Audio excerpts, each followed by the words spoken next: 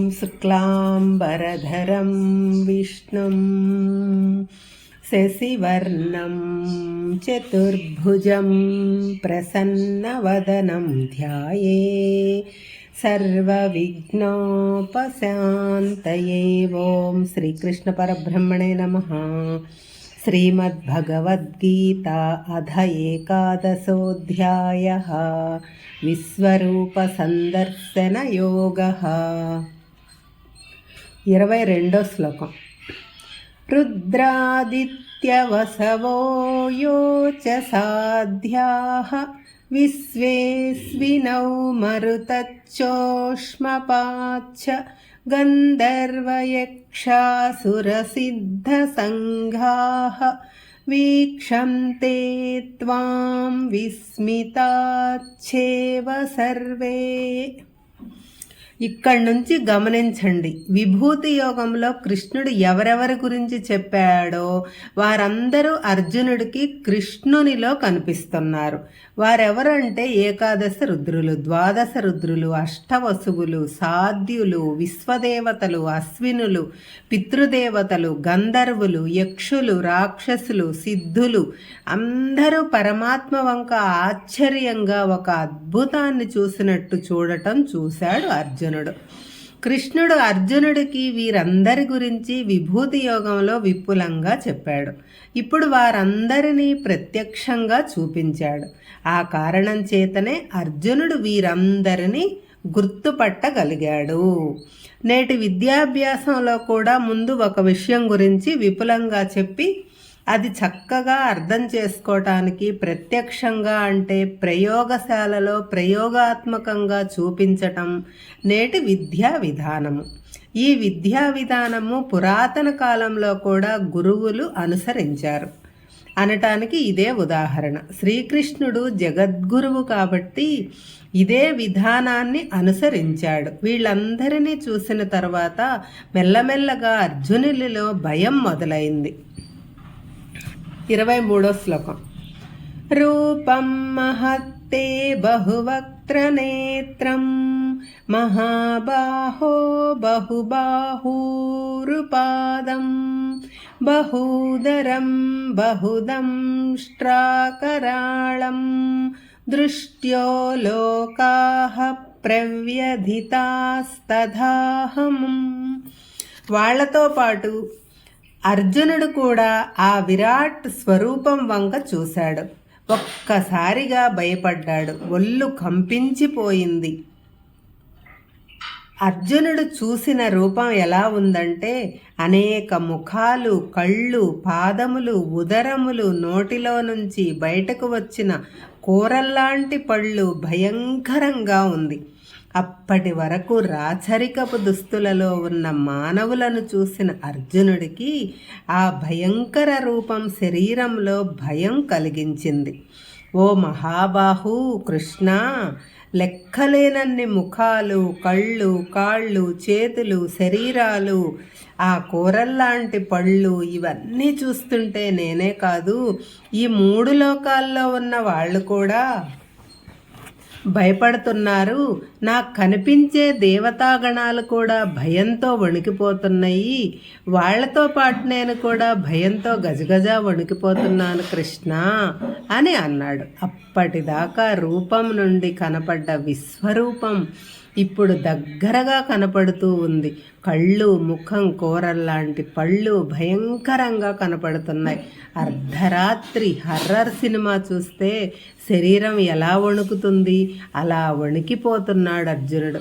వీరాధివీరుడు, అమిత పరాక్రమవంతుడు అయిన తాను భయంతో వణుకుతున్నాడు అని అనటం కొంచెం అభిజాత్యం అనిపించిందేమో.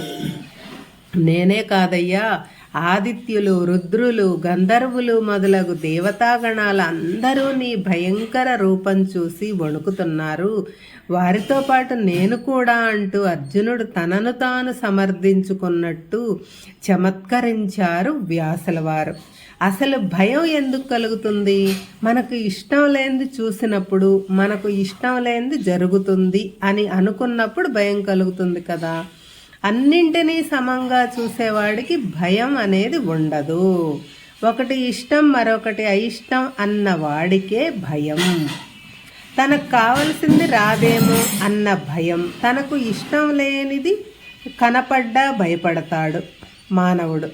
అర్జునుడు కూడా అదే పరిస్థితిలో ఉన్నాడు. అప్పటి వరకు మామూలు మానవులను, అందమైన ముఖాలను, సైనికుల ముఖాలను, బంధువులను, స్నేహితుల ముఖాలు చూసిన అర్జునుడికి తన మనసుకు నచ్చని భయంకరమైన రూపాలు కనబడుతుంటే తట్టుకోలేక భయం మొదలైంది.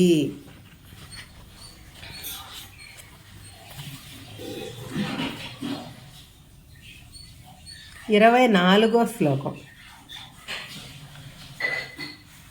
నభః సృశం దీప్తమనేకవక్నం వ్యత్తాననం దీప్త విశాలనేత్రం దృష్ట్వా హి త్వాం ప్రవ్యధితాం తరాత్మా ధృతిం న వింధామి శమం చ విష్ణా. 25వ శ్లోకం. దంష్ట్రాకరాళాని చ తే ముఖాని దృష్ట్వైవ కాలానలసన్నిభాని దిశో న జానే న లభే చ శర్మ ప్రసీద దేవేశ జగన్నివాస. మానవుల శరీరం ఒకే రంగులో ఉండటం, నలుపు, చామన ఛాయ, తెల్లని తెలుపు, ఎరుపు, నలుపు కలిసిన రంగు, ఇలా వివిధ రకాలుగా ఉంటుంది. అలాగే జీవరాశులు కూడా అనేక వర్ణాలతో ఉంటాయి. చెట్లు, మొక్కలు, వాటికి పూసిన పూలు వివిధ వర్ణములలో ఉంటాయని తెలుసు. అందుకే అర్జునుడు విరాట్ స్వరూపంలో ఈ అనంత విశ్వమంతా అనేక విచిత్రమైన రంగుల్లో ఉంది అని అంటున్నాడు. పైగా ఆ ఆకారానికి పైన ఆకాశం హద్దుగా కనపడుతూ ఉంది. దానికి ఆది అంతం లేదు. మనం కూడా ఆకాశాన్ని అంటే పర్వతాలను చూస్తుంటాము. ఆ పర్వతాల మీదకు వెళితే మేఘాలు మన మీదగా పోతూ ఉండటం మనం చూస్తుంటాము. పర్వత శిఖరాల మీది నుంచి చూస్తే ఆకాశం ఇంకా ఎత్తుగా ఉన్నట్టు కనిపిస్తుంది. అటువంటి పర్వతములు వేలకు వేలు ఆకాశాన్ని అంటుతూ కనపడుతున్నాయి. ఈ అనంతమైన విశ్వరూపం సూర్యుని వెలుగుతో సమానంగా ప్రకాశిస్తూ కళ్ళకు మిరుమిట్లు గొలుపుతూ ఉంది. అర్జునుడు ఇంకొంచెం దగ్గర నుంచి చూస్తుంటే అనేకమైన నోళ్లు తెరుచుకుని పళ్ళు బయటపెట్టి వికృతంగా కనపడుతున్నాయి. లెక్కలేనన్ని కళ్ళు విశాలంగా తెరుచుకుని నిప్పులు కక్కుతున్నాయి. అప్పుడు అర్జునుడికి భయం ఒళ్ళంతా పాకింది. కృష్ణ, నీ కోరలతో ఉన్న ముఖం, నిప్పులు కక్కే నీ కళ్ళు చూసి నాకు భయంగా ఉంది. నేను తట్టుకోలేకపోతున్నాను. నా మనసులో ఎన్నడూ ఎరగని భయం ప్రవేశించింది. నా ధైర్యం సన్నగిల్లింది అని భయంతో అరిచాడు అర్జునుడు. మనం కూడా భయంకరమైన కల వచ్చినప్పుడు పెద్దగా అరుస్తాము, కానీ ఆ శబ్దం మన నోటి నుంచి బయటకు రాదు. కానీ అరిచినట్టు భ్రమ కలుగుతుంది. ఇప్పటి వరకు అర్జునుడు సుందరమైన దృశ్యాలను, అందమైన స్త్రీమూర్తులను చూశాడు, కానీ అటువంటి భయంకరమైన రూపాలను చూడలేదు. అందుకని భయంతో వణికిపోతూ, ఓ దేవా దేవా, కాస్త ఆగవయ్యా, నువ్వేమిటో, ఈ రూపం ఏమిటి, నువ్వు ఎలా ఉంటావో చూపించవయ్యా అంటే, ఇదేమిటి ఇంత వికృత రూపం చూపిస్తున్నావు, ఇంక చాలు గాని నీ జగన్మోహనమైన అసలు రూపం చూపించు అని వేడుకున్నాడు. అర్జునుని అరుపులు అరణ్య రోదనలయ్యాయి. పరమాత్మ తన విశ్వరూపాన్ని ఉపసంహరించలేదు. మరలా అర్జునుడు ఇలా అన్నాడు, ఓ దేవదేవ, కోరలతో భయంకరమైన నోరు ప్రళయాగ్నులు వెదజల్లుతున్న నీ ముఖం చూస్తుంటే నాకు దిక్కు తోచటం లేదు. సుఖము, శాంతి ఎగిరిపోయాయి. ప్రస్తుతం భయం ఒళ్ళంతా ఆవరించింది. కాస్త నా యందు దయ ఉంచి నీ ప్రసన్నమైన రూపంలోకి రావయ్యా అని వేడుకున్నాడు అర్జునుడు. అడగటం నీ వంతు, వద్దనటం నీ వంతేనా అని అనుకున్నాడేమో కృష్ణ పరమాత్మ. తన విశ్వరూపాన్ని ఇంకొంచెం విపులంగా అర్జునుని మనస్సులో గోచరింపజేశాడు. హరే కృష్ణ.